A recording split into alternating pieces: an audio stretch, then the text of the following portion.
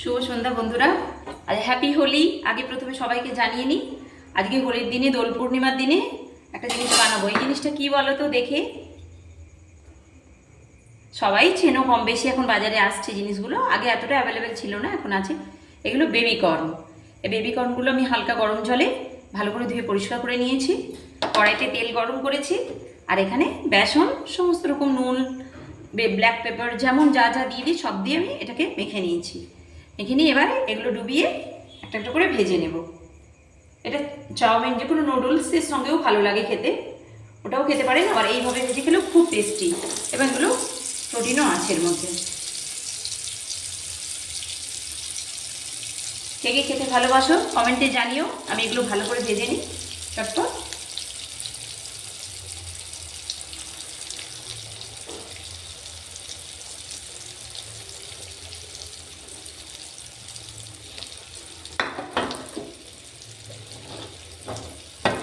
এগুলো এইভাবে লাল লাল করে সুন্দর করে ভেজে নেব, মুচমুচে করে, খেতে খুব ভালো।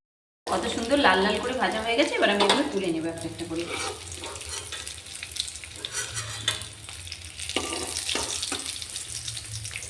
বেসনটা কি একটু ছেড়ে ছেড়ে গেল কেন জানি না।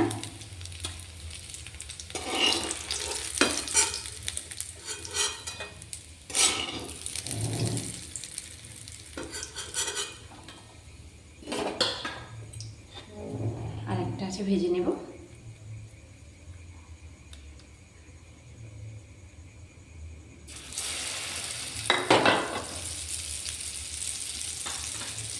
এই দেখো বন্ধুরা, কেমন হয়েছে দেখতে বলো? খেতেও খুব সুন্দর লাগে। এর উপরে একটু শুধু বাটার ব্রাশ করে নিলেই দারুণ হয়ে যাবে। আমি চামচ দিয়ে যে আমুলের বাটার নিয়েছি এখান থেকে। এটা খুব বেশি লাগাতে হবে না, কারণ এটা যেহেতু তেলে ভাজা হয়েছে, এটাকে অল্প অল্প করে একটু একটু করে লাগিয়ে নিতে হবে শুধু, জাস্ট টেস্টটা এতে খুব ভালো আসে।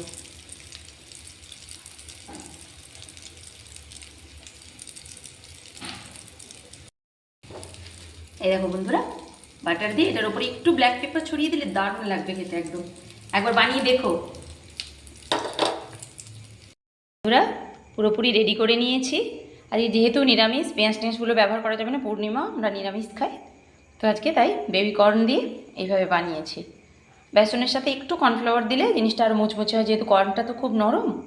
এটা খুব ভালো লাগবে খেতে, একবার বানিয়ে খেয়ে দেখুন।